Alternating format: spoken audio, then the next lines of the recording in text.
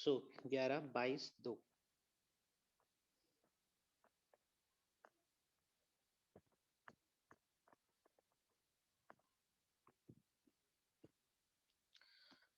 Hypothalamic hormone,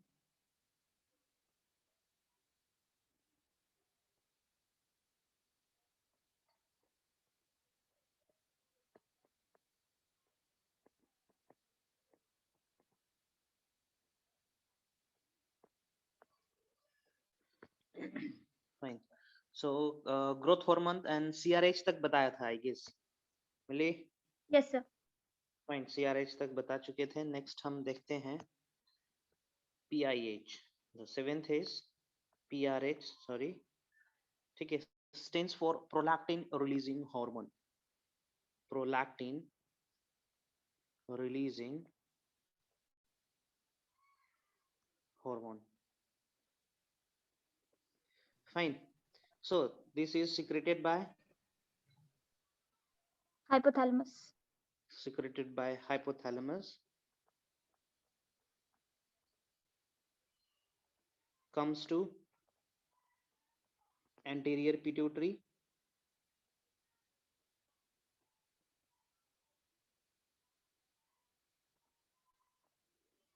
and commands pituitary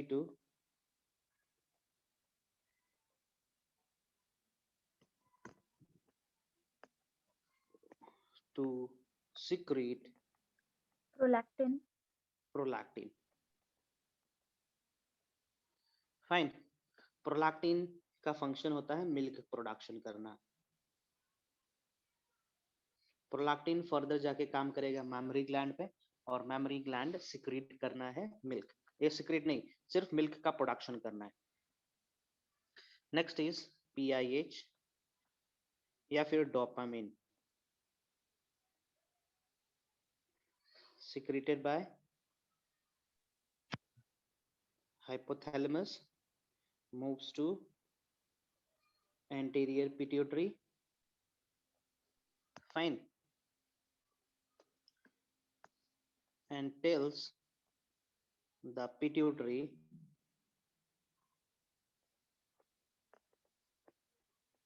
not to release prolactin. समझ पाए? So PIH is actually prolactin inhibiting hormone. Prolactin inhibiting hormone. Fine. Okay. यदि PIH का secretion हो रहा है तो मिल्क का प्रोडक्शन नहीं होगा। फाइन। सो ये 7 हॉर्मोन्स, 8 हॉर्मोन्स हम देखे जो एंटीरियर पिट्यूटरी को गाइड कर रहा है। फाइन, एंटीरियर पिट्यूटरी में रिलीज हो रहा था। नेक्स्ट देखते हैं hormones which is secreted by hypothalamus and moving to the posterior pituitary area. तो ऊपर के लिए ना। हाँ,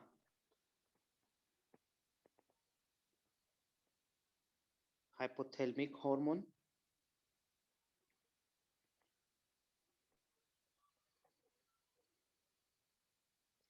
moving to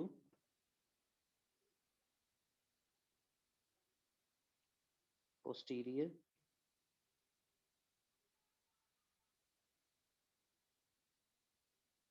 part of pituitary.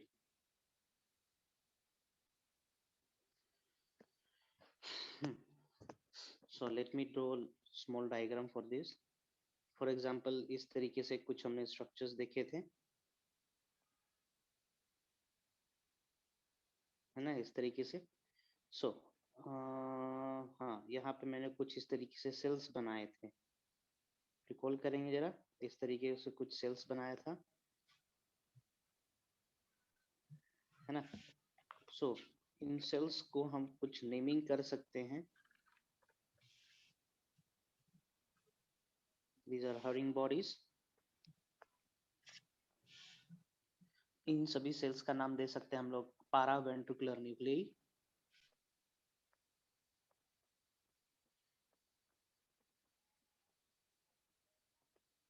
और जो नीचे वाला है उसको हम लोग कह सकते हैं सुप्रा optic nuclei.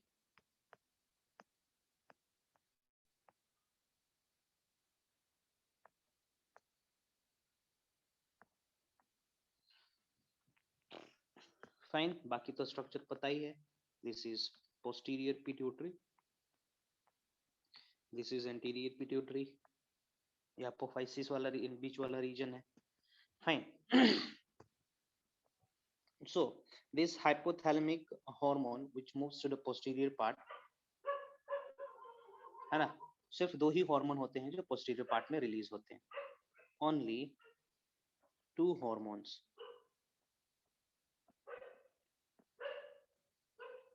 moves to posterior part. देखते हैं कौन से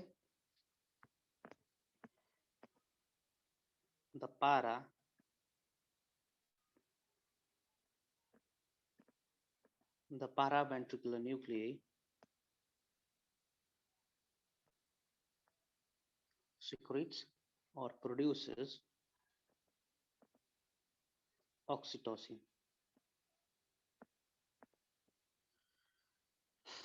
ठीक है, ऑक्सीटोसिन बनाता है paraventricular.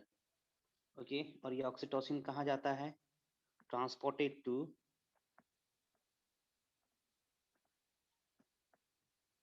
posterior pituitary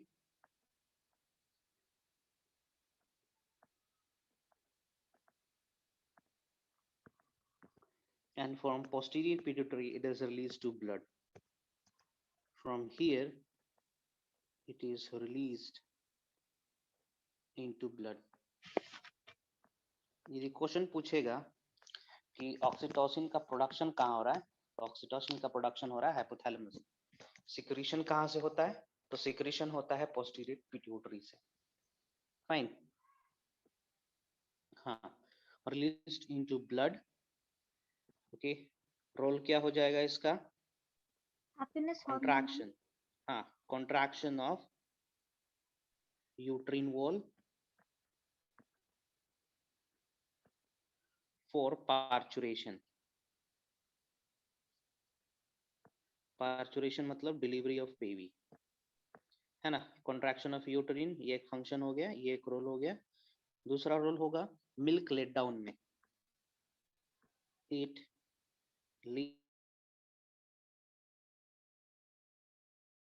leads the milk down, milk out of mammary gland, है ना, मिल्क इजेक्शन।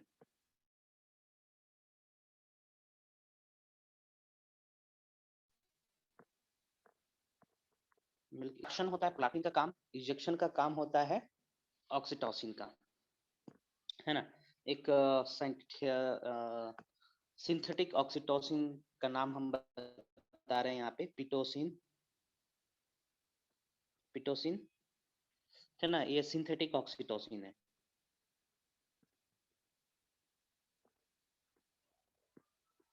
ना। ये सिंथेटिक ऑक्सीटोसिन इस्तेमाल करते हैं कैटल फार्मर्स, है ना। देखे होंगे आप लोग अपने घर के आसपास जो गौशाला होती है उसमें मिल्किंग पर्पस के लिए इंजेक्शन दिए जाते हैं गायों को, देखो कि नहीं? Yes sir.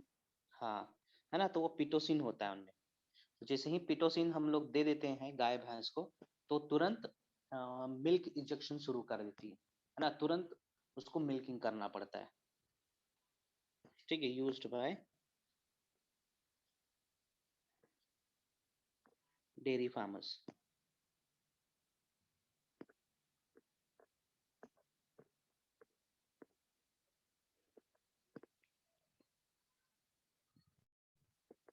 फाइन, चलिए। सो ध्यान देंगे ऑक्सीटोसिन का प्रोडक्शन कहाँ हो रहा है?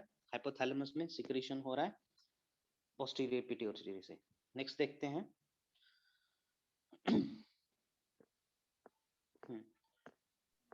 सर यहाँ पर सिर्फ 2 ही न्यूरॉन रहता है क्या? हाँ, 2 ही हार्मोन का सिक्रीशन होता है पोस्टीरियर पिट्यूटरी से। द सुप्रा ऑप्टिक, और भी होते हैं, बताएंगे, और भी होता है 1-2। ये हम हाइपोथैलेमस के जिक्र कर रहे हैं अभी। सुप्रा ऑप्टिक, क्या बोल रहे हो? 2 ही न्यूरॉन्स होते हैं क्या ऊपर, ये पूछ रहे हो? You are talking about this? Yes sir. नहीं, और भी होते हैं।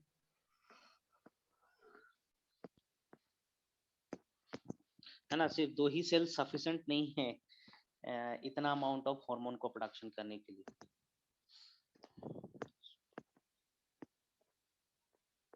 The supraoptic nuclei produces vasopressin या फिर ADH।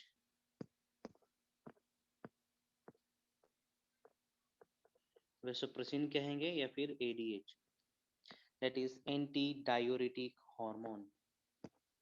anti diuretic hormone। fine, this ADH works on kidney। ADH works on kidney, खास करके कलेक्टिंग डक्ट और डिस्टल कन्वोल्यूटेड ट्यूब्यूल के ऊपर काम करता है, and makes the reabsorption of water। Again I am repeating, this ADH makes the DCT to work in differential manner। fine, differential manner कहने का मतलब बताया था, if the body requires more water तो कलेक्टिंग डक्ट से और distal convoluted tubule से पानी निकल के ब्लड के पार्ट बनेंगे। इफ बॉडी नीड सॉल्ट्स तो सॉल्ट्स निकल के ब्लड का पार्ट बन जाएंगे, है ना। तो हमें डिफरेंशियल रिएब्जॉर्प्शन करवाना है पानी का, तो डिफरेंशियल रिएब्जॉर्प्शन करवाने के लिए एडीएच की जरूरत पड़ती है ना। ADH works on kidney tubule and helps in reabsorption of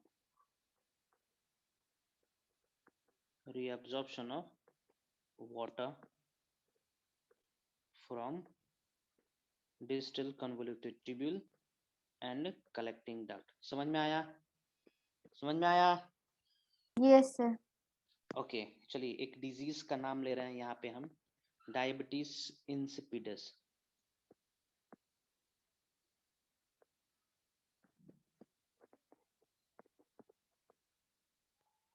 diabetes insipidus is a disease जहाँ पे इंडिविजुअल ज्यादा अमाउंट ऑफ वाटर रिलीज करने लगता है यूरिन में। वो इसलिए होता है क्योंकि पानी का रिएब्जॉर्प्शन नहीं होता है। क्यों नहीं होता है? कलेक्टिंग डक्ट और डिस्टल कन्वोल्यूटेड ट्यूब्यूल में पानी का रिएब्जॉर्प्शन, क्योंकि बताने वाला आदमी गायब है। तो बताने वाला आदमी कौन है यहाँ पे? बताने वाला आदमी था एडीएच, है ना। ADH factor, ADH anti diuretic hormone absent है, नहीं बना रहा है शरीर, है ना। डिफिशियंसी हो गई एडीएच की, तो पानी को रिएब्जॉर्प्शन करवाने का मैसेज ही नहीं जाएगा किडनी के पास, तो वो पानी फिल्ट्रेट का ही पार्ट बन के रह जाएगा और फाइनली फिल्ट्रेट कन्वर्ट हो जाएगा यूरिया में, यूरिन में, and the urine will pass out. Fine, this disorder, समझ पाए कि नहीं कंसेप्ट क्या है इसके पीछे? Yes sir. This disorder is the condition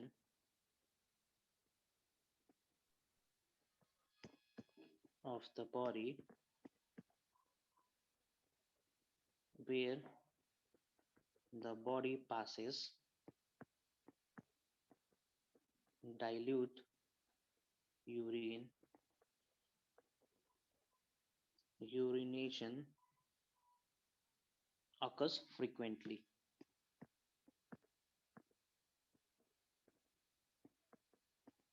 है ना। frequently बार बार यूरिनेशन होना है, happens due to lack of, क्यों हो रहा है?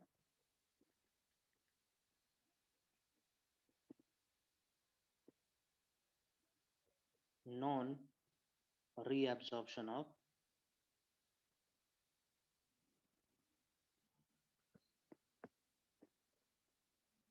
water from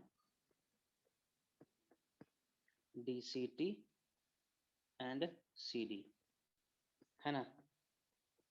okay, due to, ये क्यों हो रहा है?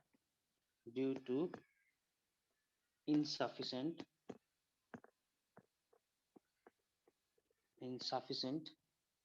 amount of antidiuretic hormone. समझ पे आया? Fine.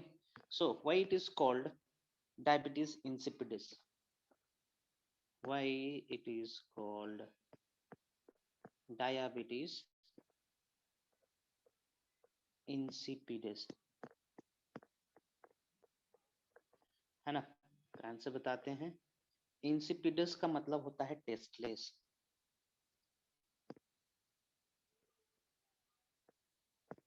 इंसिपिडस मतलब टेस्टलेस,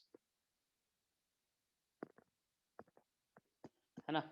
तो ऐसा यूरिन का पैसेज होना जिसमें शुगर नहीं प्रेजेंट है ना? पानी ही पानी प्रेजेंट है। Fine, okay, meaning no glucose present, only water is there in the urine.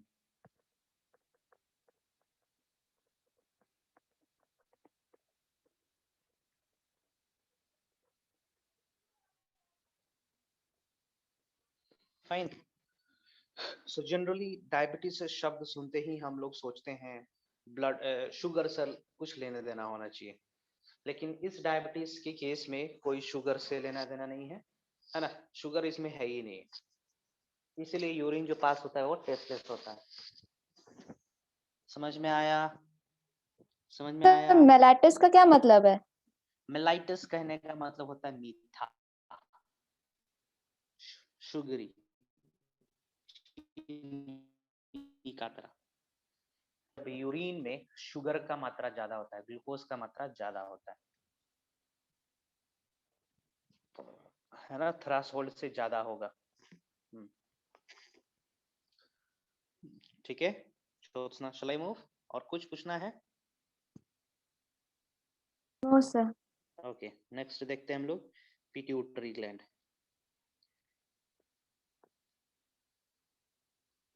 Hypothalamus खत्म हो गया,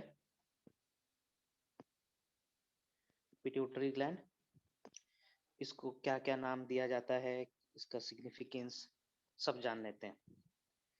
पिट्यूटरी ग्लैंड हाइपोफाइसिस। हाँ, ectodermal in origin, ectodermal in origin during embryogenesis, ectoderm से ये जन्म ले रखा है pituitary gland, also called hypophysis, hypophysis भी कहते हैं इसको। Next, also called master gland, master gland कहते हैं, ध्यान देंगे, बहुत बार क्वेश्चन आ चुका है। Master gland, since it activates the other glands, since other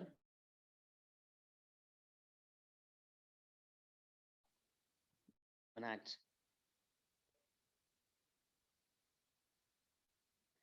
है ना? इसलिए इसको मास्टर ग्लैंड कहा जाता है। मास्टर ग्लैंड इसलिए कह रहे हैं क्योंकि पिट्यूटरी ग्लैंड थायराइड ग्लैंड को भी, पैराथायराइड ग्लैंड, ओके, इन सभी को एक्टिवेट करना है, स्प्लीन को, टेस्टिस को, पेनक्रियास को, इन सभी को एक्टिवेट करना है। हाँ, it is of pear size, size इसका पियर के शेप के होगा। इसका लोकेशन होता है सेला टर्सिका, है ना? सेला टर्सिका में, सेला टर्सिका एक कैविटी है इन स्फेनोइड बोन, ठीक है, लोकेटेड इन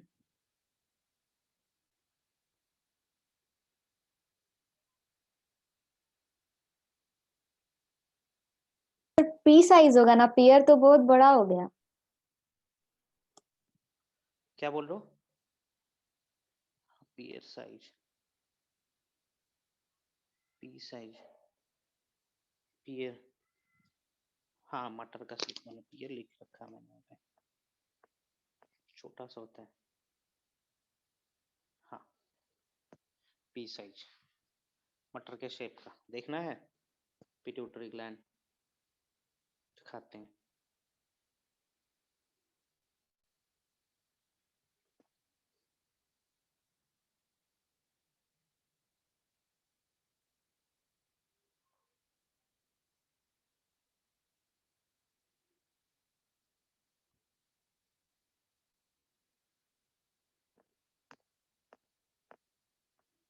या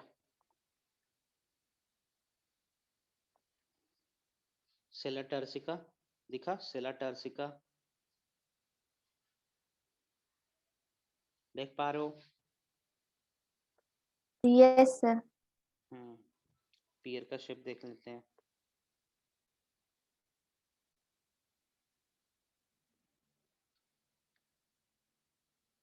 हम्म,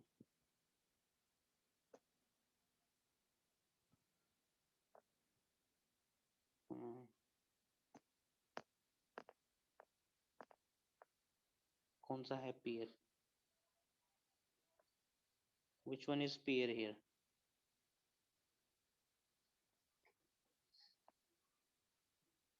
बड़ा है इसका शेप, या इट इज बड़ा है।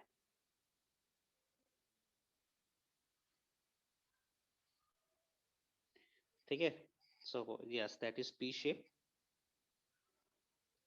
छोटा सा होता है, located in Sela turcica.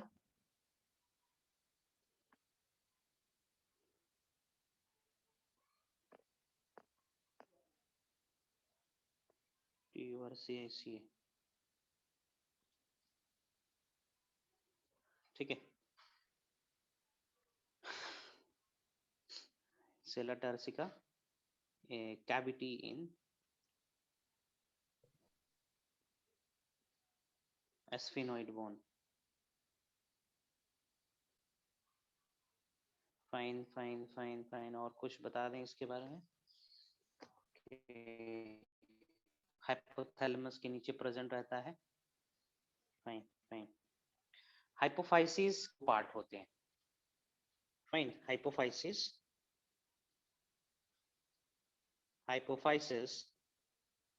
Has two parts. कौन से? मेन 2 पार्ट्स में बटा हुआ है, तीसरा पार्ट भी होता है लेकिन वो कहीं इम्बेड हो रखा है इसलिए हम उसका नाम नहीं ले रहे। पहला पार्ट है एडिनोहाइपोफाइसिस,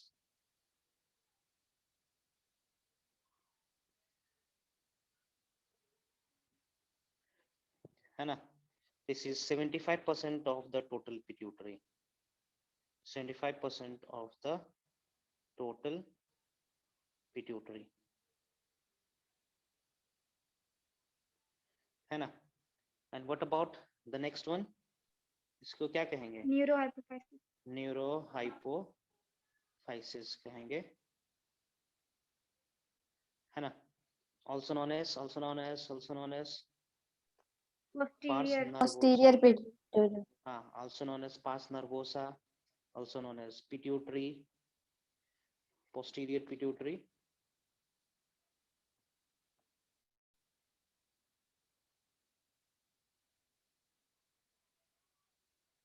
फाइन, ठीक है, it is how much, the remaining portion यही रहता है। Fine, 25% of the pituitary. Okay, चलिए आगे देखते हैं और कुछ। हाँ, adenohypophysis is also known as anterior pituitary. Fine, anterior pituitary भी कहेंगे। This adenohypophysis has divided into 2 parts, pars anterior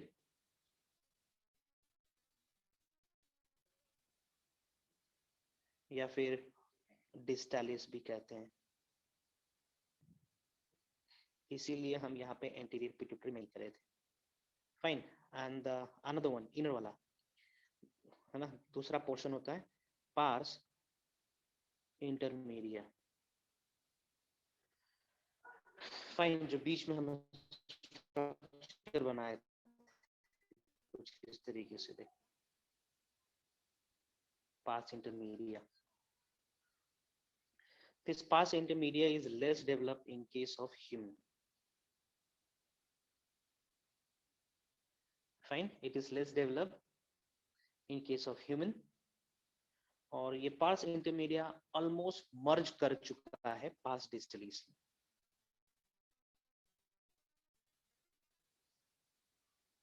Fine, it is less developed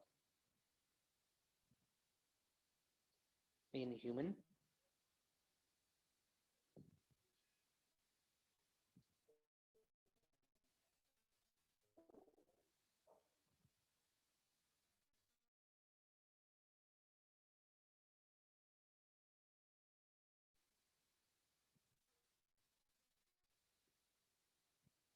Fine, shall I move? Yes, sir. Shall I? चलिए, आप लोग कुछ hormones are released from neurohypophysis.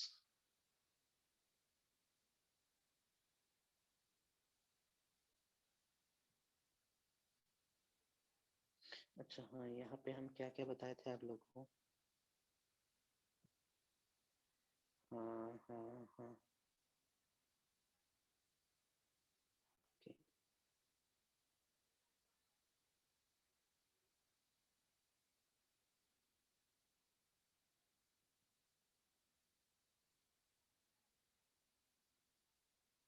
okay. कौन सा hormone secrete होगा जी?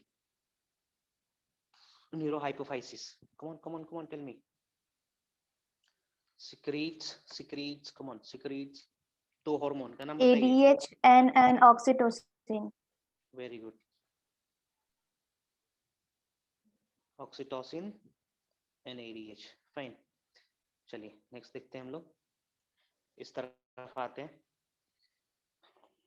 बस ये ध्यान रखेंगे, यहाँ पे अभी तक हमने देखा कि ADH और ऑक्सीटोसिन का सिक्रेशन हो रहा है, और भी कुछ हो रहा है सिक्रेशन पिट्यूटरी द्वारा. तो हम डिस्कस करेंगे, है ना. है अभी बहुत कुछ आना बाकी है. फाइन, देखते हैं यहाँ पे पिट्यूटरी ग्लैंड जो हार्मोन सिक्रेट करते हैं वो दो प्रकार के होते हैं, tropic hormone and non tropic hormone. Pituitary secrets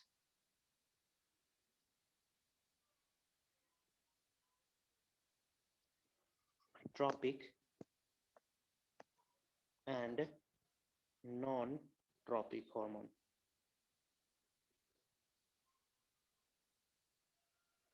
है ना. ट्रॉपिक हार्मोन क्या हो जाएंगे?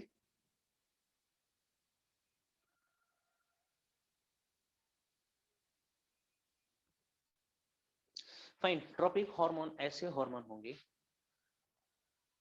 जो पिट्यूटरी ग्लैंड से रिलीज होके किसी दूसरे ग्लैंड के पास जाएंगे और उस दूसरे ग्लैंड को कहेंगे कि आप कुछ चीज का प्रोडक्शन शुरू कर दीजिए. समझ में आया? समझ में आया? Yes, sir. और नॉन ट्रॉपिक हार्मोन ऐसे होते हैं जो पिट्यूटरी ग्लैंड से निकलेंगे, ब्लड का पार्ट बन जाएंगे और सेल्स को जाके कहेंगे कि आपको XYZ काम करना है. The tropic hormone do not have any specific target organ. है ना, ये डायरेक्ट सेल पे काम करना है. लेकिन ट्रॉपिक हार्मोन किसी ऑर्गन को जाके एक्टिवेट करेगा, है ना. Hormones that stimulates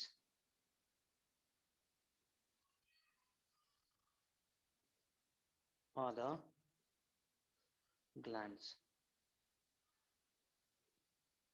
fine. और नॉन ट्रॉपिक क्या हो जाएगा?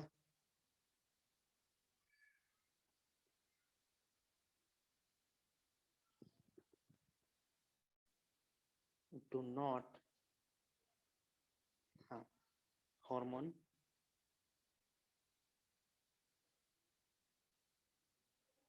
which do not have any specific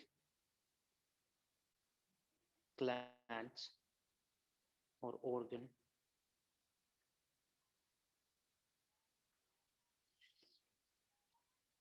which do not have action on a specific organ or gland. Fine. It can work on every cell of the body, है ना, जहां जहां इसके receptors present है वहां वहां ये काम करेगा. Fine. So let's see the tropic hormone first.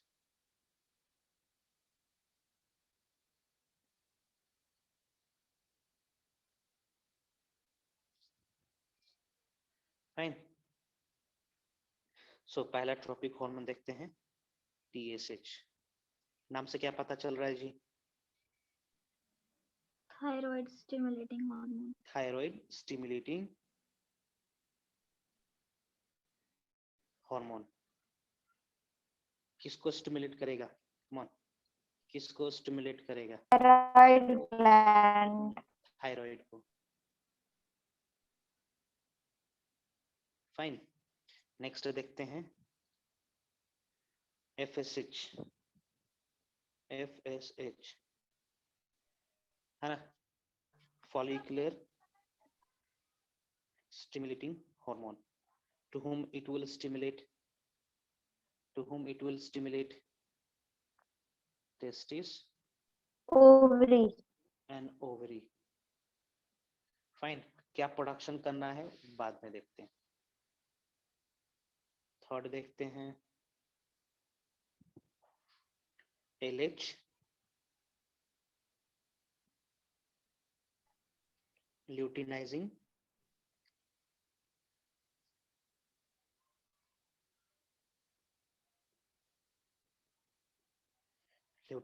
hormone है ना. It will stimulate what? Again, it will stimulate testes and ovary,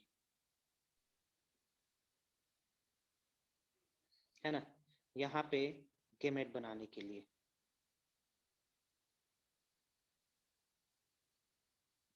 ऊपर वाले में follicular stimulating hormone will stimulate testes and ovary for gametogenesis, है ना. Luteinizing hormone will stimulate testes and ovary for the production of testosterone,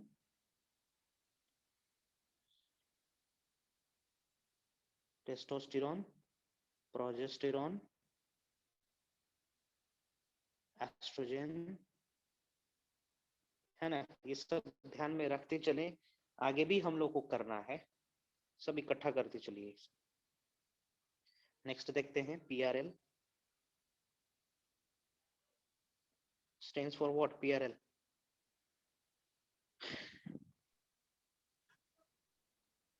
prolactin, है ना. Prolactin क्या हो जाएगा? PRL, releasing hormone. नहीं, PRL का मतलब ही होता है prolactin, not releasing hormone. This is PRL stands for prolactin, stands for prolactin, है ना. किसको स्टिमुलेट करेगा जी? To whom it will stimulate? Come on, Mammary gland. हाँ, स्टिमुलेट, STIMULATE, mammary gland.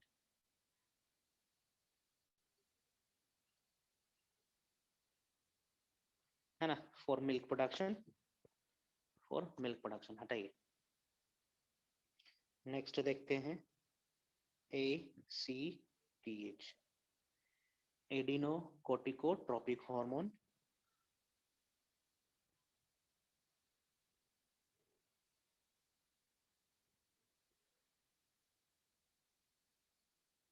है ना. एडिनोकोर्टिकोट्रोपिक हार्मोन स्टिमुलेट करेगा किसको?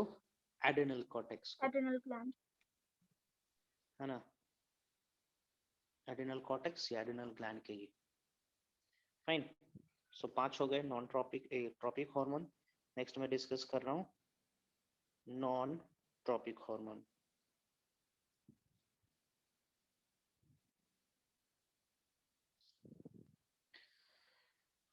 फाइन. नॉन ट्रॉपिक हार्मोन वो होंगे जो डायरेक्ट सेल को स्टिमुलेट करेंगे. hormones stimulating the cells. Fine. So the non-tropic hormone which is released by pituitary are पहला growth hormone. Fine. Growth hormone कौन सा ग्रोथ हार्मोन है जी, नाम बताओ जरा। ग्रोथ हार्मोन नाम बताएंगे। सोमैटोट्रोपिन। सोमैटो MATOTROPIN Tropin, sorry. है ना, somatotropin. Fine, this somatotropin will act on what? Acts on cells, Cells. है ना, acts on cells to maximize protein synthesis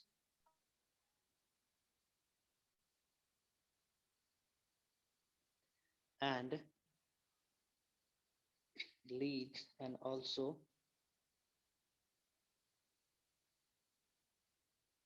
makes the sir blood. सोमैटोट्रोपिन के अलावा भी कोई होता है क्या? सोमैटोस्टैटिन है ना, क्या ग्रोथ हार्मोन? Yes sir. ना, makes the blood to have high blood sugar, high glucose, है ना, ग्लूकोज एटीपी से लेने देना है। Okay, this is the only tropic hormone secreted by pituitary, यही इकलौता है। चलिए इसका फंक्शन बता रहे हैं। ग्रोथ हार्मोन जैसे कि सोमैटोट्रोपिन है ना, सोमैटोट्रोपिन वैसे तो इसका एक्शन होना है सभी सेल्स पे। फाइन, खास करके ये काम करेगा लीवर सेल के ऊपर, है ना, हिपेटोसाइट्स के ऊपर, एंड हिपेटोसाइट रिलीज करेगा सोमेटोमीडियंस,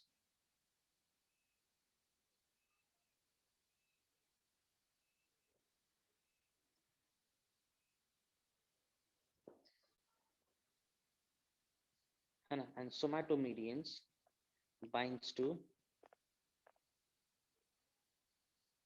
binds to cells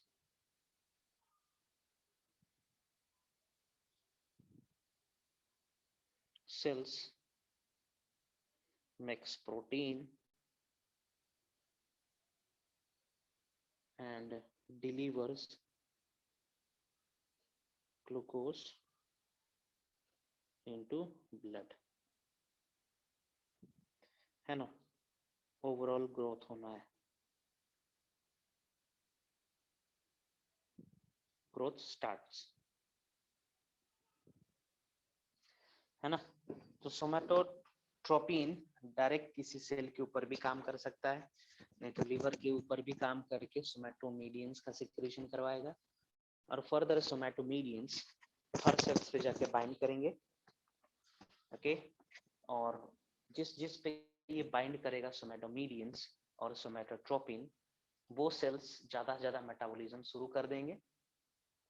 फाइन, जिसके चलते ग्रोथ दिखने लगेगा बॉडी के अंदर। नाउ एक चीज हम बताना चाहेंगे, सोमैटोमीडियंस के चलते हैं सारे सेल्स को मैसेज आ रहा है कि हमें ग्रोथ करने हैं। तो सोमैटोमीडियंस बहुत कम प्रोडक्शन होता है अफ्रीकन पिग्मीज में। सोमैटोमीडियंस नोट कर लेंगे यहाँ पे, the amount of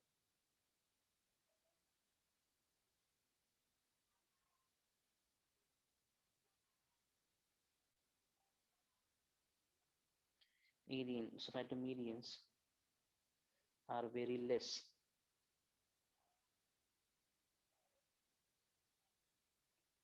in African pygmies. तो अफ्रीकन पिग्मीज का हाइट कैसा होना है जी? बहुत छोटा। हाँ, अफ्रीकन तो सोमैटोमेटिन एंजाइम है। ना ना ना, सोमैटोमीडियन एंजाइम्स नहीं होंगे। एंजाइम्स होते तो पता चल जाता कि एंजाइम्स है ना। मान के चलिए एक प्रकार का ये भी सिग्नलिंग मॉलिक्यूल।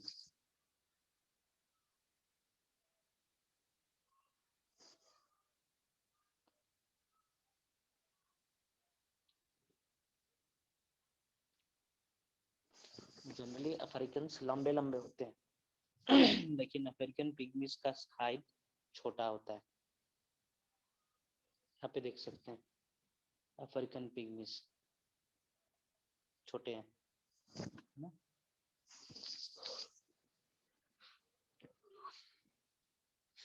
चलिए हो गया। नेक्स्ट देखते हैं तो ये जेनेटिक होता है इधर। हाँ हाँ, जेनेटिक होता है।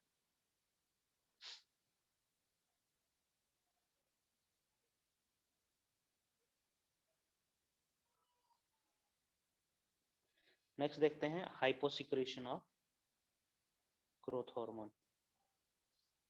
हाइपो मतलब कम, लीड्स टू डॉर्फिज्म,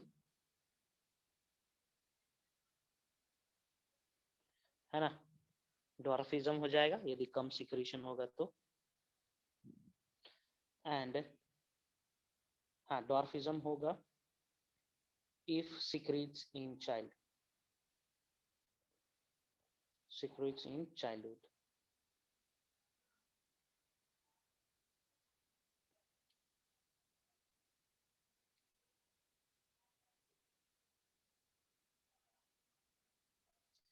है ना।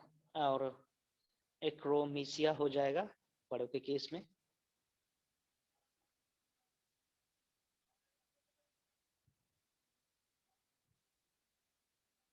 एक्रोमिक्रिया हो जाएगा इन एडल्ट्स,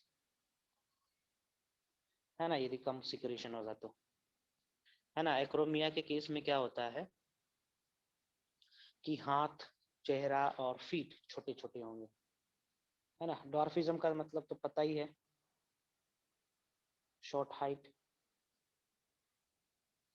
एक्रोमिक्रिया का मतलब होगा स्मॉल हैंड, फीट, फेस, है ना। Okay fine. Shall I move for the hyper secretion से क्या होना देखते हैं।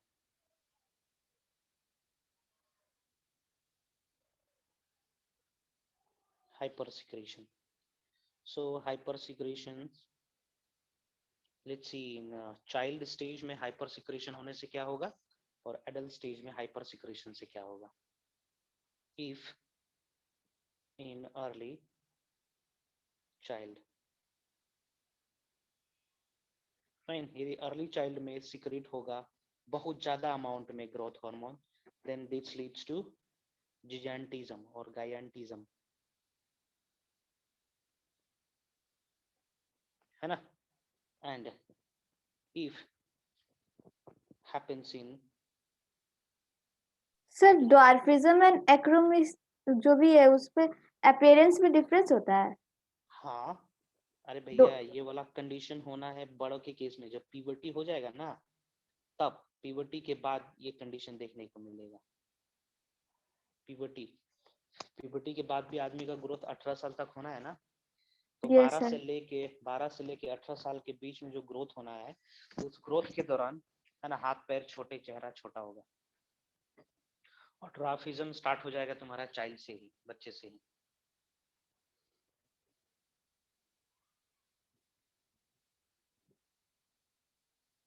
है ना। If happens in adult then it leads to acromegaly,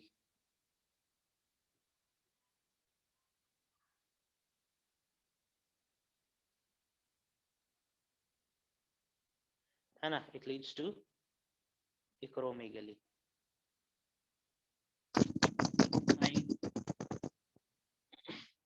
acromegaly क्या होता है? एक्रोमेगली के केस में तुम लोग ये रेसलर को देखो जी, भारत खली, द ग्रेट खली, देखे हो? Yes sir. हाँ देखो ना, लगता है कि झुका हुआ है थोड़ा सा, है ना? उसके जो नीचे वाला जबड़ा है, लोअर जो, वो बाहर की ओर निकला हुआ Yes, है sir. ना? तो ये सब कुछ साइन है, ठीक है, एक्रोमेगली के, है ना? एक्रोमेगली में क्या होगा, एक्सट्रीमीज इंक्रीज हो जाएंगे।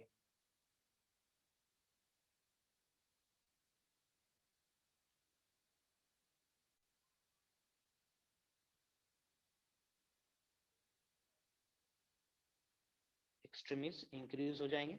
एक्सट्रीमीज कहने का मतलब होता है बॉडी का एंड पोर्शंस, है ना? एंड पोर्शंस बढ़े हुए रहेंगे। फाइन। और कुछ कुछ पॉइंट्स इसके अंदर बता दे रहे हैं। प्रोग्नेथस होना है। Prognathous is a condition,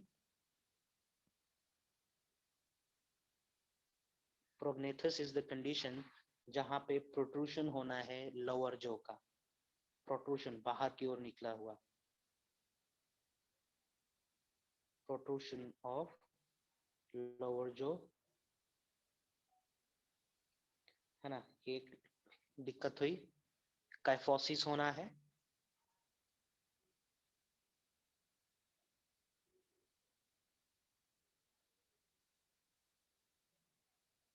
sir extremities increase का Extremities, मतलब?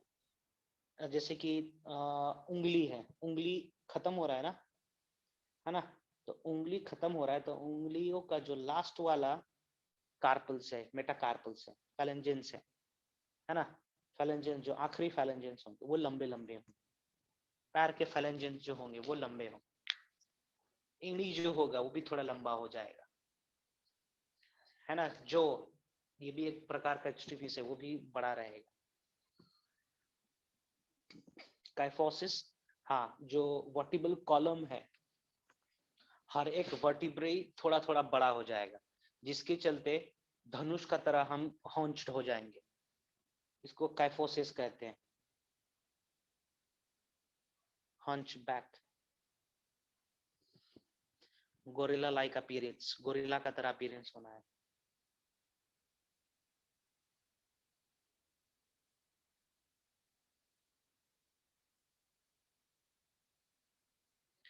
ठीक है, and also leads to gynaecomastia, ठीक ना? गायनेकोमास्टिया इन मेल्स,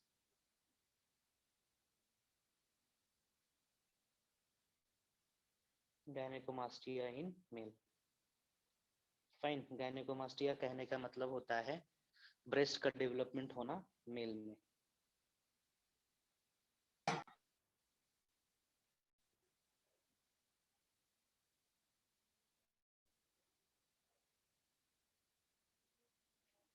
फाइन, ठीक है। चलिए एक फैक्ट बताते हैं। What is the role of insulin and what is the role of growth hormone with respect to glucose in the blood? What is the role of growth hormone and insulin with respect to glucose in the blood? Who can say the answer for this? Sir, insulin balances the amount of glucose in the blood. हाँ, कैसे कैसे करता है? Glucagon में convert कर देता है, glycogen में। ग्लूकेगॉन में कन्वर्ट कर देता है, ग्लाइकोजन में कन्वर्ट कर देता है। फिर से बताओ, पहुंच रहे हो, कोशिश करो। सर ग्लूकोज लेवल कम कर देता है ग्लाइकोजन कन्वर्ट करके। हाँ चलो, एक चीज ही हुआ, मतलब इंसुलिन ने क्या करा, ब्लड से ग्लूकोज को हटा रहा है, आपका कहने का मतलब ये होगा? Yes sir. अच्छा ठीक है। चलिए मान लेते हैं ग्लूकेगॉन ग्लाइकोजन में कन्वर्ट करवा दे रहा है by removing the access glucose from blood. ठीक है, ओके। और ग्रोथ हार्मोन क्या कर रहा है?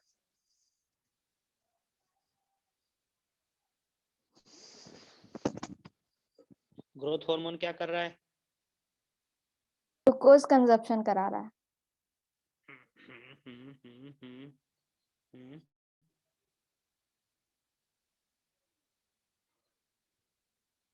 क्या कर रहा है ग्रोथ हार्मोन? ग्लूकोज कंसंट्रेशन बढ़ा रहा है किस में? ब्लड में। Very good. काहे का वेरी गुड नहीं बोलना चाहिए था तुम लोग को। फाइन, नोट करेंगे यहाँ पे ग्रोथ हार्मोन है ना, increasing the blood glucose level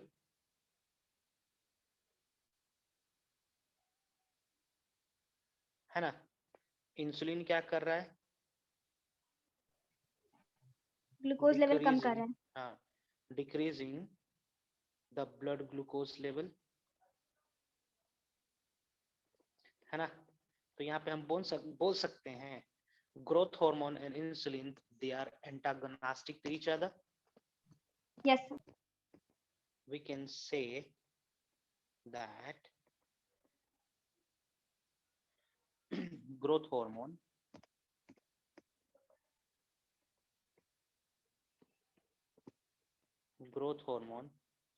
and insulin are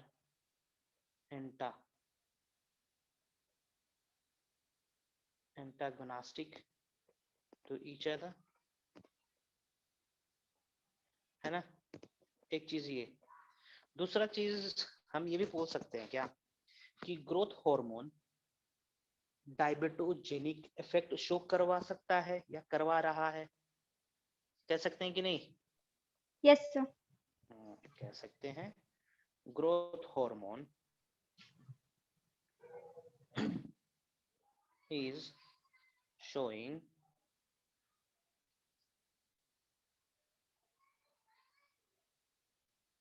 the diabetogenic effect.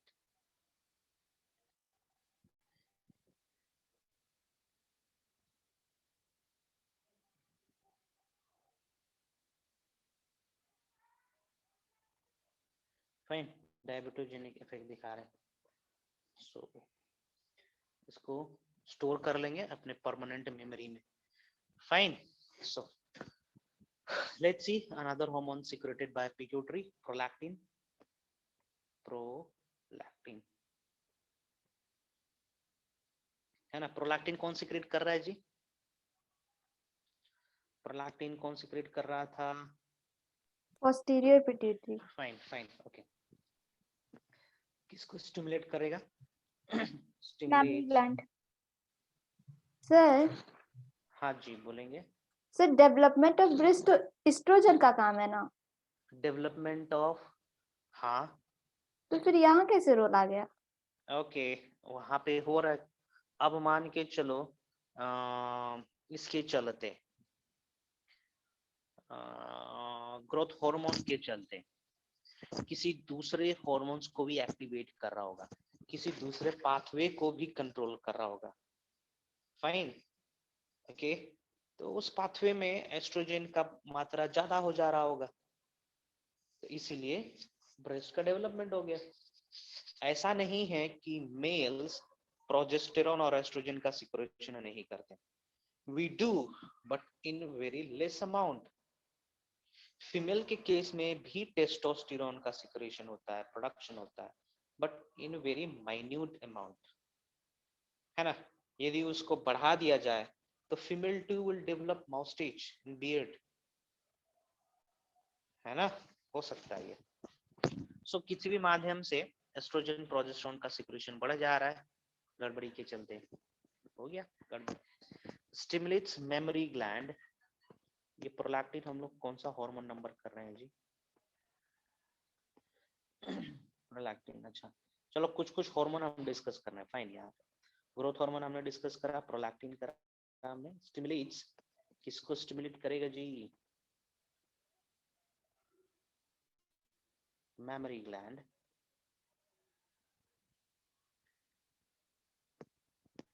To produce milk,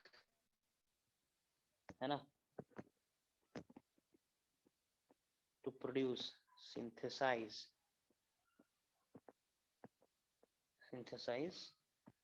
milk.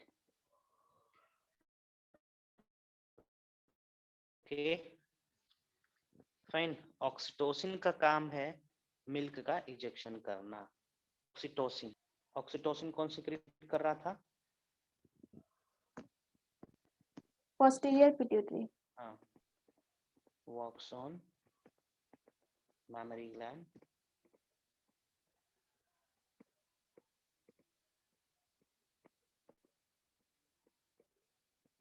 milk ejection done. Next देखते हैं MSH stands for melanocyte stimulating hormone।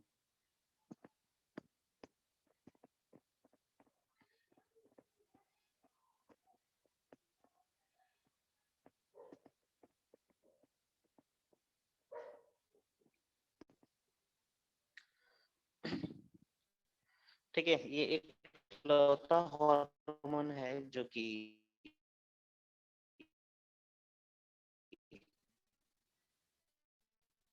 Secret होता है पार्स इंटरमीडिया से।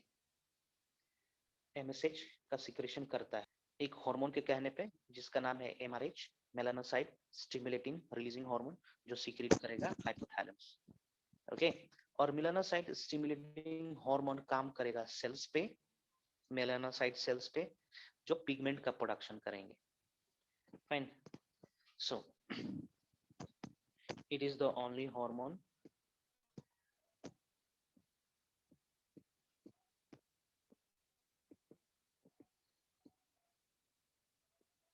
secreted from pars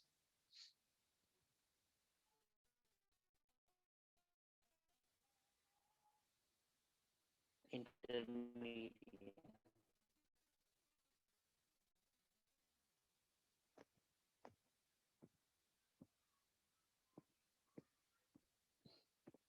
हाँ, किसके कहने पे? Under the stimulus of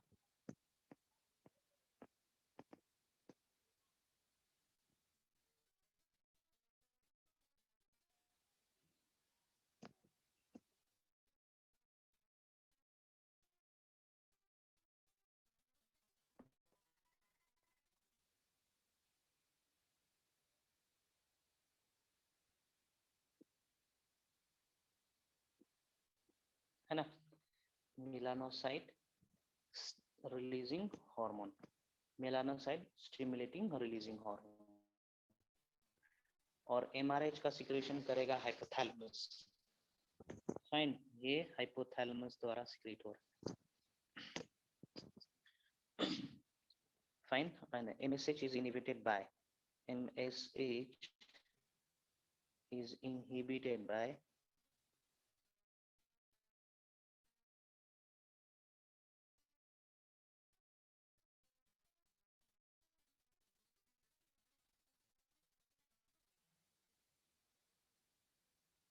melanocyte stimulating the function of MSH। MSH stimulate कर रहा है मेलानोसाइट को। ठीक है, मेलानोसाइट क्या है? Pigment, melanocyte pigment containing cell, sorry melanin pigment containing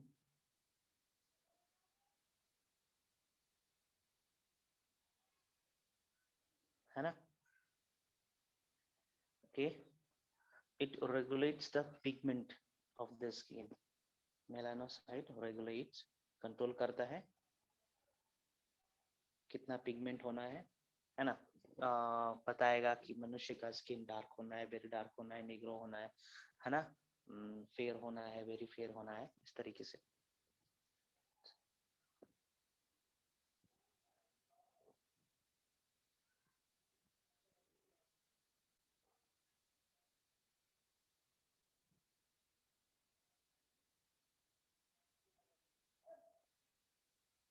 Skin fine।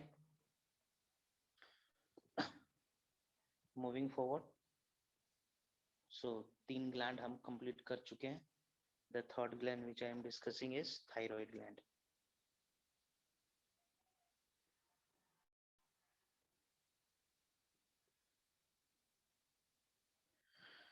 So it is the largest endocrine gland.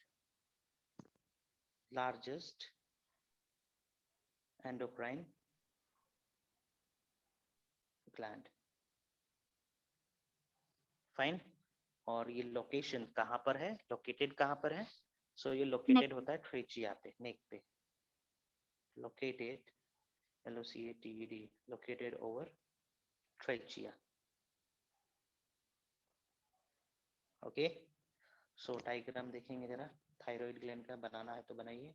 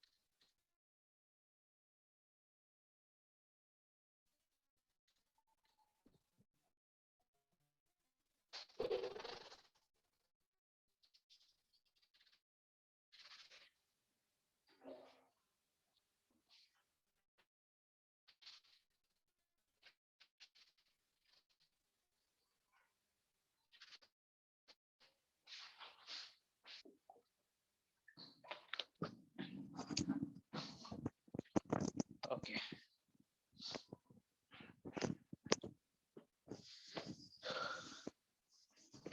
देखें diagram, देखें कुछ दिख रहा है, कुछ पता Yes, चल sir. रहा है.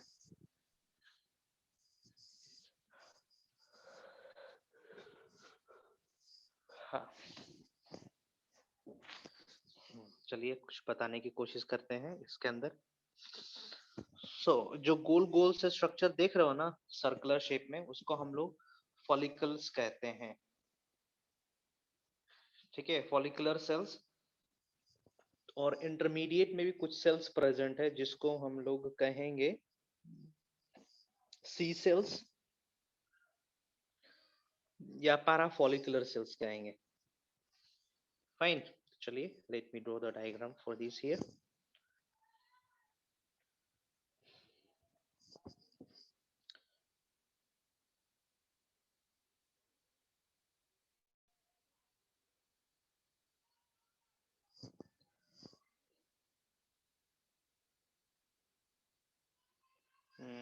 मुझे भी ड्राइंग आता है. ये देखो.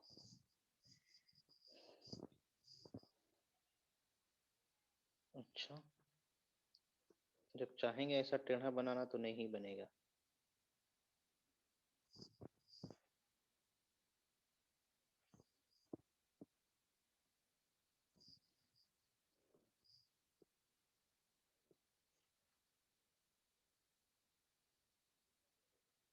इस तरीके का.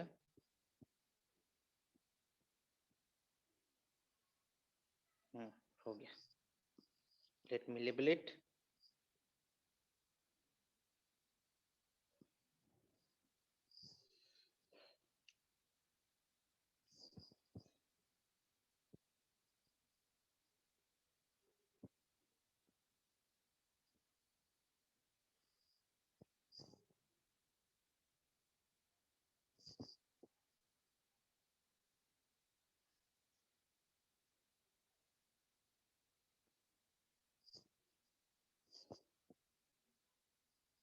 Thyroid gland. फाइन। सो थायराइड ग्लैंड को थोड़ा बाहर निकाल के सुंदर सा डायग्राम बनाने की कोशिश करते हैं। किसी किसी जगह पे मेंशन करा गया है the shape of thyroid gland is H shape, है ना, एच शेप का होता है इस तरीके से। फाइन, इस तरीके से। सो दिस जंक्शन, ये जो थोड़ा सा बेंडिंग है इसको इसमस कहेंगे।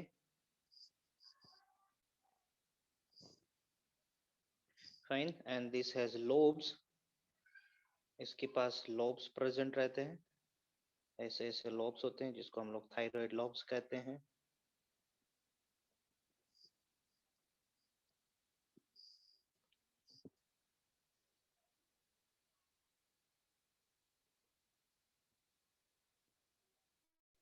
फाइन, और ये जो शेप है बटरफ्लाई शेप्ड है,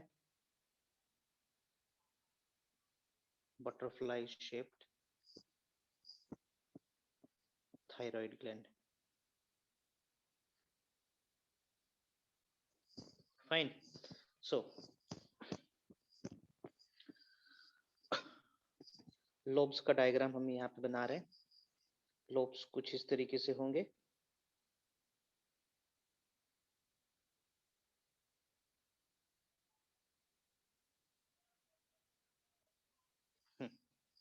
दिस इज थायराइड लोब,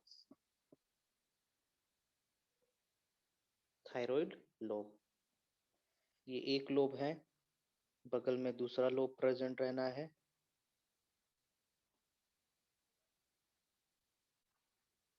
इस तरीके से द थर्ड लोब। फाइन, और लोब के अंदर जो जो सेल्स लोब बनाए हैं उसको हम लोग कहते हैं फॉलिकल्स।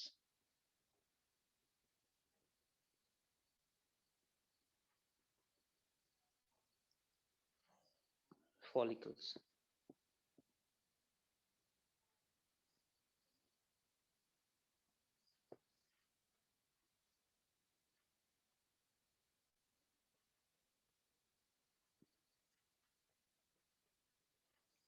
फाइन, ये फॉलिकल्स हो जाएंगे। बीच में भी कुछ सेल्स प्रेजेंट है यहाँ पे, तो इन सेल्स को हम लोग कहेंगे parafollicular cell. These are parafollicular cells.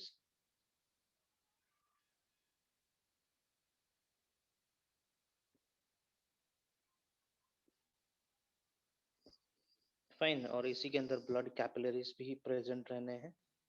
This is blood vessels.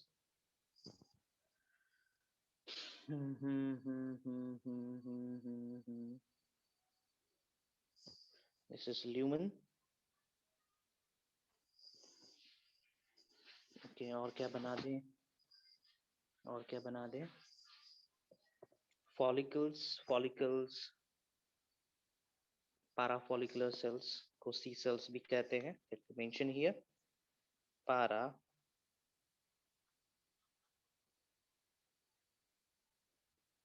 follicular cell also called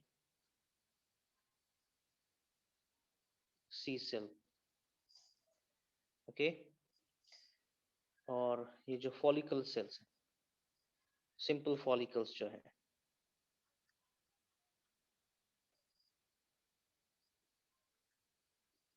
ठीक है, फॉलिकल एपिथेलियम।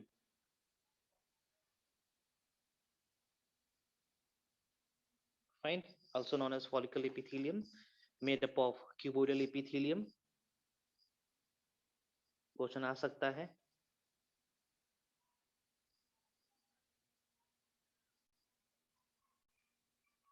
क्यूबोइडल एपिथेलियम से बना है। फाइन, इसके अंदर जेली लाइक सॉफ्टान्स प्रेजेंट रहते हैं।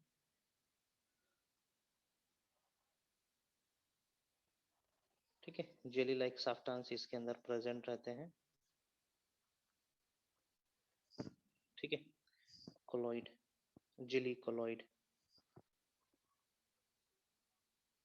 उतना खास इंपॉर्टेंट नहीं है, हटाइए, आते हैं।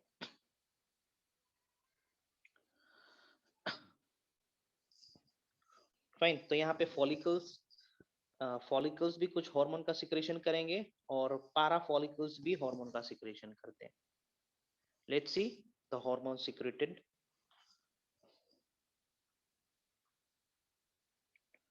Hormone secreted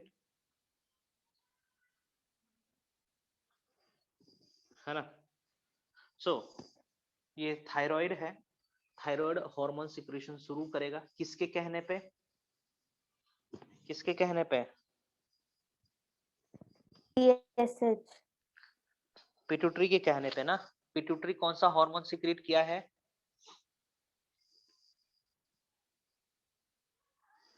TSH. हाँ, और ठीक है, TSH किया है. सो तो TSH सिक्रेट किया है पिट्यूटरी ने. किसके कहने पे? हाइपोथैलेमस के कहने पे.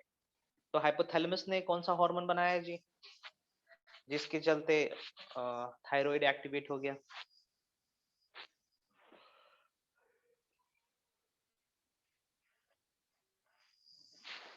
थायराइड रिलीजिंग हार्मोन नामक कुछ वस्तु बताया था, कुछ चीज बताया था, याद करेंगे. Yes, sir. यस. सो हार्मोन सिक्रेटेड बाय पारा follicular सेल है ना. जो हार्मोन सिक्रेट करेगा that is called thyrocalcitonin.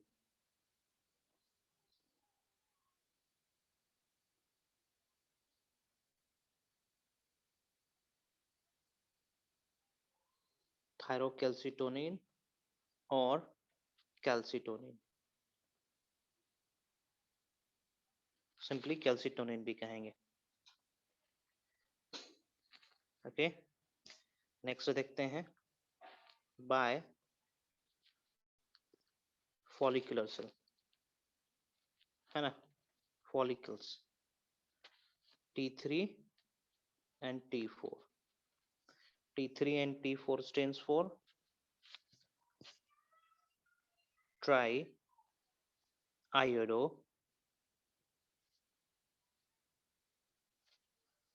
thyroxine, TH है ना. एंड T4 का क्या नाम हो जाएगा? टेट्रा आयोडो थायरोक्सिन है ना. और इसी को ही हम लोग सिंपली थायरोक्सिन कह सकते हैं.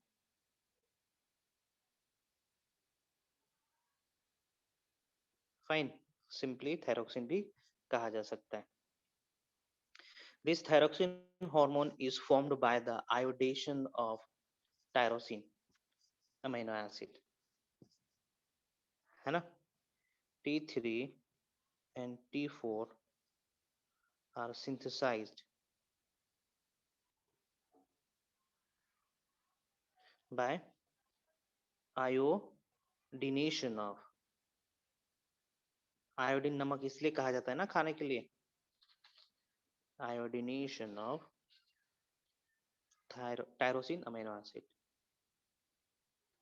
Tyrosine amino acid. फाइन, ठीक है, ठीक है. shall I move? Yes, sir. Okay, चलिए इसका रेगुलेशन देख लेते हैं थोड़ा. Regulation of level of T3 and T4 है ना. सो सबसे ऊपर भाई साहब बड़े बैठे हैं, दैट इज हाइपोथैलेमस भाई साहब.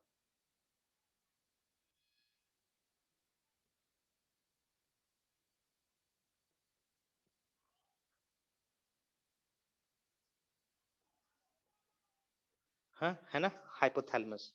हाइपोथैलेमस ने रिलीज करा TRH. TRH that is thyrotropin releasing hormone. TRH stands for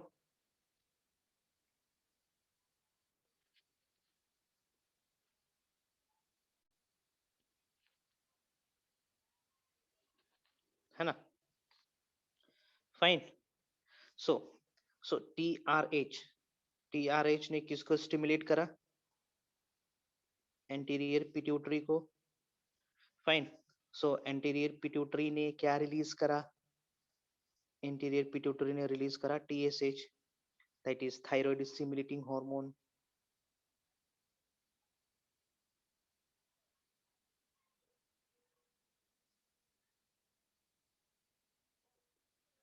है ना? And this TSH works on what? Thyroid gland. And return thyroid gland ने क्या secrete करा? T3 और T4. Fine. यदि इनका concentration ज्यादा हो जाए, if the concentration is high, है ना? यदि concentration high हो जाएगा, then it will inhibit, then they will inhibit, लाल कहाँ गया? हाँ, then these are going to inhibit this one, है ना? इसको inhibit कर देगा और hypothalamus को भी inhibit करेगा. Fine, it will give negative feedback and it will inhibit the hypothalamus as well as anterior pituitary. है ना? It will give negative feedback. Fine, negative feedback का मतलब होता है किसी चीज को रोकना. So T3 और T4 का प्रोडक्शन यदि ज्यादा हो गया, है ना, तो ये निगेटिव फीडबैक देंगे एंटीरियर पिट्यूटरी को भी और हाइपोथैलेमस को भी कि भैया आप इसको इसके पास मैसेज जाएगा हाइपोथैलेमस के पास कि आप TRH का प्रोडक्शन बंद कर दीजिए, और एंटीरियर पिट्यूटरी के पास भी मैसेज जाएगा कि भैया आप TSH का प्रोडक्शन बंद कर दीजिए. फाइन. तो यदि TSH नहीं बनेगा, TRH नहीं बनेगा, तो ऑब्वियसली थायराइड ग्लैंड स्टिमुलेट ही नहीं होगा, और जब स्टिमुलेट नहीं होगा तो T3 और T4 ही नहीं बनेंगे. फाइन. तो शरीर में T3 T4 ऑप्टिमम लेवल में रहेंगे, कंट्रोल लेवल में रहेंगे. जैसे ही T3 4 खत्म हो जाएंगे, ये इनहिबिशन रुक जाएगा, फिर से सिक्रेशन शुरू हो जाएगा. So in this case, in this manner the regulation keeps on. है ना? T3 T4 has very short half life, has short half life, है ना? After removal from body, again फिर से T3 हाफ लाइफ मतलब उसका लाइफ स्पान, उसका रहने का ड्यूरेशन, उसका एक्टिव रहने का समय, है ना, कितने घंटे तक एक्टिव रह सकता है.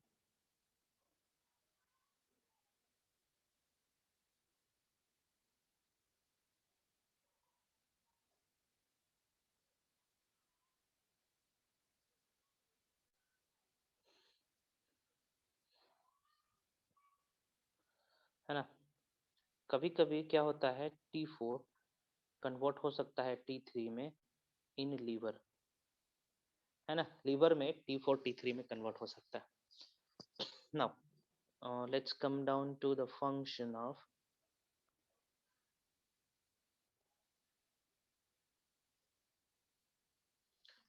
Of T3 and T4. खास करके T3 का फंक्शन देखते हैं हम लोग.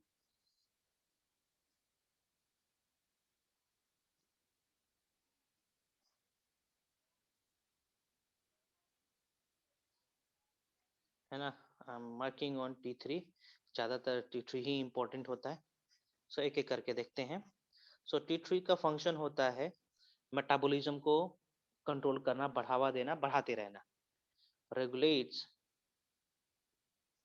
basal metabolic rate.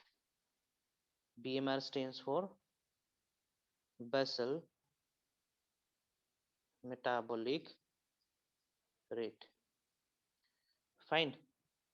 It keeps on increasing the metabolism in the body. Fine. यदि थायराइड T3 का सिक्रेशन ज्यादा है तो हमारे बॉडी में मेटाबॉलिज्म हमेशा चलता रहेगा, ज्यादा अमाउंट में हीट का प्रोडक्शन होगा, जितने भी सबस्ट्रेट होंगे ऑलमोस्ट को तोड़ के एनर्जी में कन्वर्ट करता जाएगा, हीट एनर्जी में कन्वर्ट करता जाएगा, है ना। तो इस केस में लोग पतले होते हैं, बोलते हैं ना, अरे यार हम तो सब कुछ खा रहे हैं, इतना खा रहे हैं, इतना खा रहे हैं, फिर भी हम पतले हैं। पतले इसलिए हो क्योंकि आपके शरीर में फैट स्टोर ही नहीं हो रहा है। स्टोर कैसे होगा भैया, सब तो यूटिलाइज हो जा रहा है, सब तो डिग्रेड हो जा रहा है, सब तो ऑक्सीडाइज हो जा रहा है ना। जैसे कि विशाल सर है ना, उनको मैंने जितना प्रकार का घी होता है, रामदेव बाबा का घी हो या फिर और भी एनिमल फैट हो, सब मैंने खिला के ट्राई कर लिया, वो मोटे नहीं हो रहे, है ना। मैंने एक चीज ऑब्जर्व करा कि उनका बॉडी टेम्परेचर थोड़ा हाई रहता है, सबका 37 डिग्री सी नहीं होता है, किसी का कम होता है, उनका ज्यादा रहता है ना। तो आई कंक्लूडेड कि उनका बीएमआर ज्यादा है।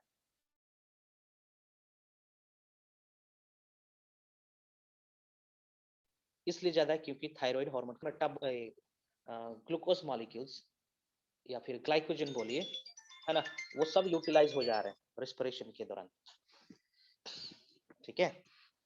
तो यही रीजन है। यदि उसको उल्टा कर देंगे तो लोग मोटे होने लगेंगे, ओबेसिटी का शिकायत होने लगेगा, क्योंकि उनके केस में मेटाबॉलिज्म ही नहीं हो रहा है ना। मेटाबॉलिज्म होता नहीं है तो जो रॉ मटेरियल्स हैं मेटाबॉलिज्म के लिए, सॉरी रिस्पिरेशन के लिए, वो ऐसे ही पड़ा हुआ रहता है। फाइन, नेक्स्ट देखते हैं। It gives calorigenic fine stimulus, कैलोरोजेनिक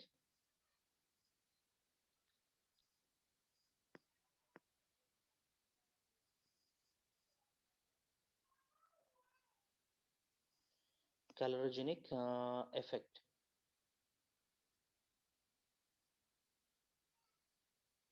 है ना, मतलब heat production.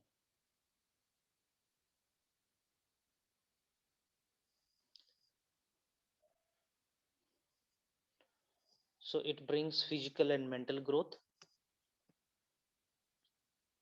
physical and mental growth होता है, ठीक है। It is needed for normal menstrual cycle,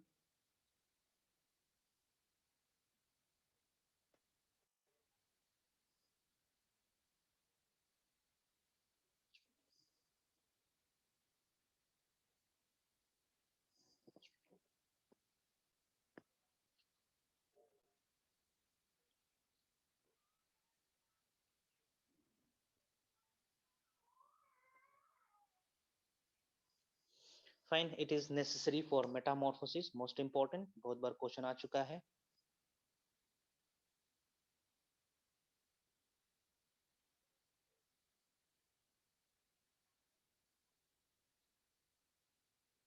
है ना, यदि थायराइड ग्लैंड को हटा दें, थायराइड ग्लैंड को रिमूव कर दें हम लोग, या फिर आयोडीन ना दें टेडपोल के लार्वा को, तो कभी भी एडल्ट में कन्वर्ट नहीं होगा, है ना, टेडपोल में ही रहेगा।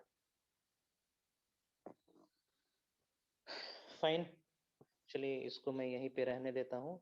कल हम लोग डिस्कस करेंगे hyposecretion, hyper secretion in adult and in child.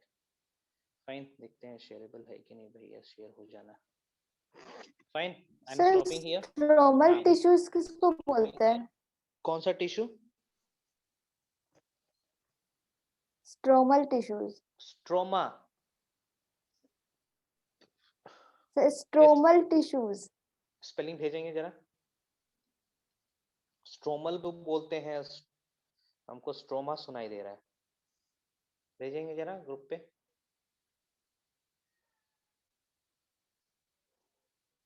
इसी का दूसरा नाम है वो, स्ट्रोमल टिश्यू इसी का सिनोनिम सुने हैं।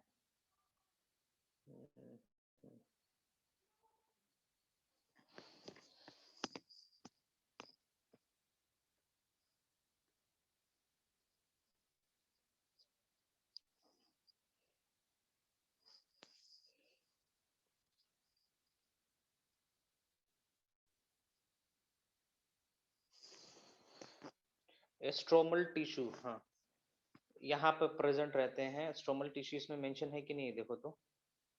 फाइन, इसके बीच में दो लोब्यूल्स के बीच वाले सेल्स को हम लोग स्ट्रोमल टिश्यूज कहते हैं, है ना, जो कि सपोर्ट किए हुए रहता है लोब्यूल्स को। इसके बीच में कुछ स्पेशल सेल्स होंगे, फाइन, यहाँ पे टिश्यूज होंगे, फाइन, यहाँ पे कुछ टिश्यूज होंगे इस तरीके से, जो कि लोब्यूल्स को पकड़ के रखा है ना, इसको कहेंगे हम लोग स्ट्रोमल टिश्यू।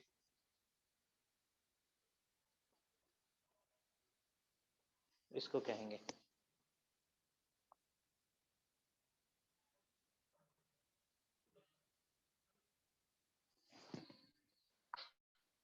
ठीक है, मैट्रिक्स समझेंगे आप, ये बाहर वाला मैट्रिक्स समझेंगे, जिस मैट्रिक्स के अंदर, है ना, फॉलिकल सेल्स लोब्यूल बना रखे हैं और पारा फॉलिकल सेल्स एग्जिस्ट किए हुए हैं। और कुछ ज्योत्सना?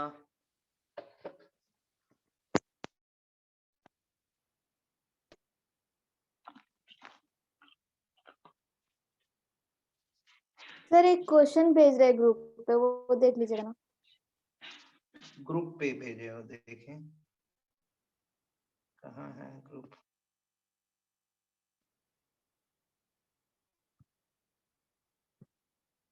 कौन सा ऊपर 28 या 29?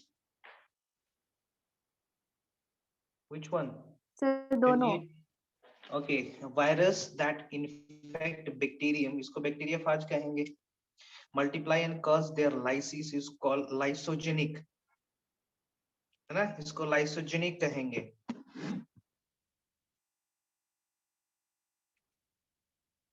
ठीक है, लाइसोजेनिक।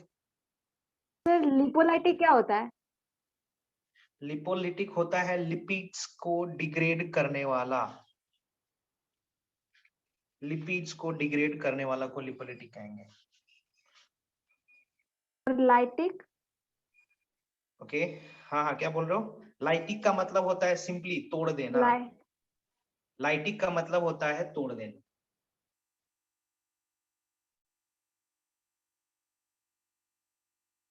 जैसे 29 है ना, तो देखेंगे इसमें जब हम पढ़ाए होंगे आप लोग को बैक्टीरियल ट्रांसडक्शन, उसमें हम ये बताए होंगे लाइटिक फेज, लाइसोजेनिक फेज, है ना, उसमें देखेंगे। इसका आंसर क्या दे रखा है, बी या डी? डी। है ना, लाइसोजेनिक फेज आता है लाइटिक के बाद। लाइसोजेनिक फेज, ठीक है। Which of the following statement is not true for retrovirus? DNA is not present in any stage in the life cycle of retrovirus. Retrovirus carry gene for RNA-dependent DNA polymerase. The genetic material in mature retrovirus is RNA. Retrovirus are causative agent of certain kind of cancer in men.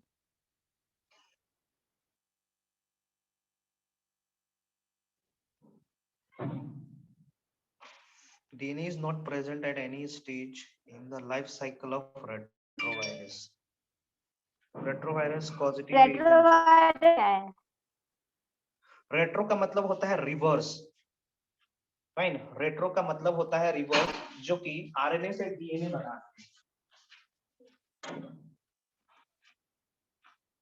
है ना, जो RNA से DNA बनाएंगे उसको हम लोग retro कहते हैं।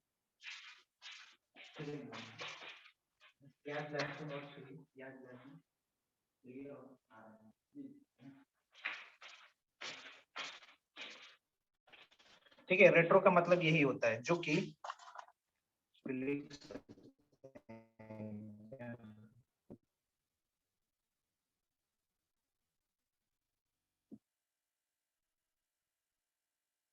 है ना,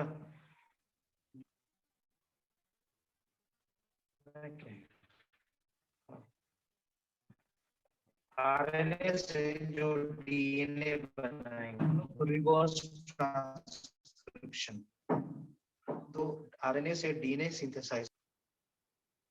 Fine. So which of the following statement is not true for retrovirus? DNA is not present at any stage in the life cycle of retrovirus. तो retrovirus DNA बनाता है RNA से. Retrovirus are causative agent for certain kind of cancer in men. Oncogenic viral oncogenic हो सकता है ये भी. इसका आंसर क्या दिया? फर्स्ट या लास्ट? ये दिया हुआ है ना. क्योंकि viruses are also oncogenic in nature. ये कैंसर कोज करते हैं, है ना, जिसको हम लोग ऑन्कोजेनिक वायरस भी कहते हैं. हाँ, डीएनए इनके लाइफ स्टेज में प्रेजेंट नहीं रहता है बोल सकते हैं. फॉर एग्जांपल ये रहा वायरस, है ना, इसका जेनेटिक मटेरियल यदि आरएनए है ना, तो इसके अंदर डीएनए प्रेजेंट नहीं रहेगा, लेकिन ये जिस होस्ट के अंदर मल्टीप्लाई करेगा उसके अंदर तो डीएनए प्रेजेंट रहना ही है ना. तो यहाँ पे ये होना चाहिए था, not present at any stage in the life cycle of retrovirus. ठीक है, कहने का मतलब है इनसाइड द वायरस, है ना. वायरस के अंदर प्रेजेंट नहीं रहेगा, लेकिन वायरस जिस सेल में मल्टीप्लाई करेगा वहां पे प्रेजेंट रहता है. ठीक है, और कुछ समझ में आया? ये ज्योत्सना नहीं आया सर. नहीं आया. See, viruses they prepare DNA from RNA, है ना, और ये प्रिपरेशन होता है किसी होस्ट के अंदर होता है, और वो होस्ट वायरस नहीं है. तो इससे हम कंक्लूड कर सकते हैं कि रेट्रोवायरस में डीएनए वायरस के अंदर प्रेजेंट है ना. डीएनए वायरस के अंदर प्रेजेंट नहीं रहेगा, डीएनए प्रेजेंट रहेगा किसी बैक्टीरियम के अंदर, होस्ट के अंदर. इसके लिए आपको जानना होगा रेट्रोवायरस किस तरीके से इन्फेक्ट है ह्यूमन बॉडी के अंदर. सो मैं यहाँ पे देखेंगे.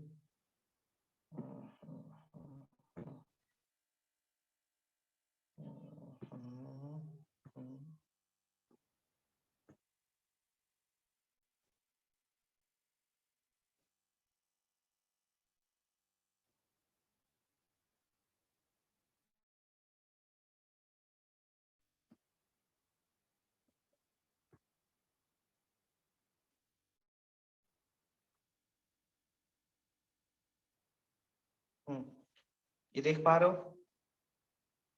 ये डायग्राम देख पा रहे हैं? ये यस सर.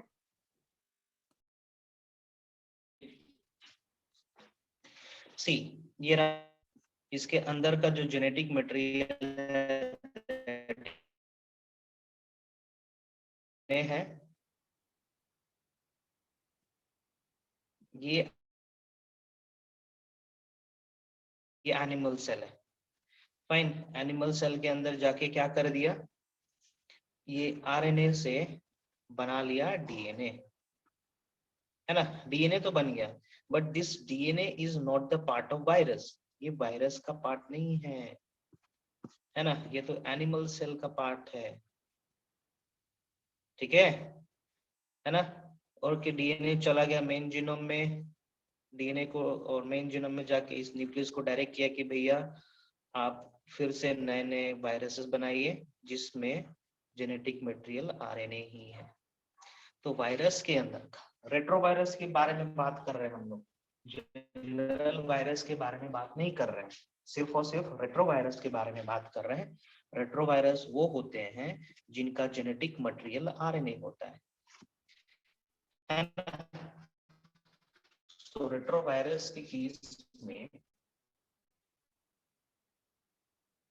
ओके, तो अपना फिर से समझेंगे. रेट्रोवायरस एक ऐसा वायरस है जिसका जेनेटिक मटेरियल आरएनए है ना. उसके अंदर वायरस के अंदर कभी भी डीएनए नहीं बनता है.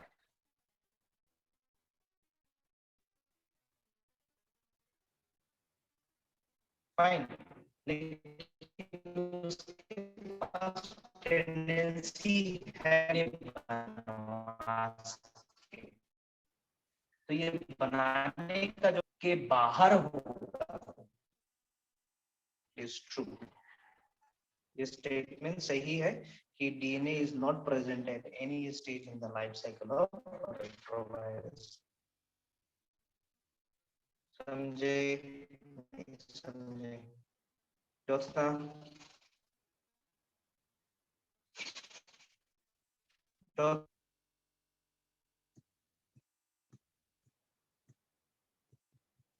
ज्योत्सना आरती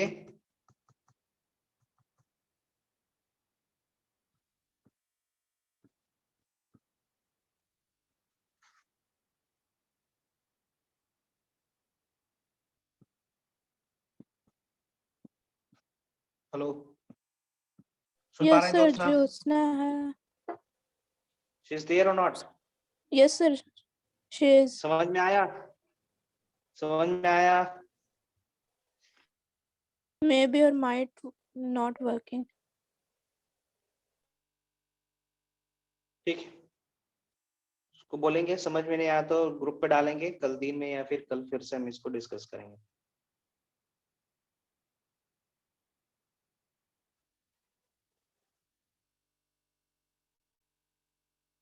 ओके Yes, sir. ओके, कल मिलते हैं हम लोग। फाइन, कल डिस्कस करेंगे हम लोग। Thank you, sir.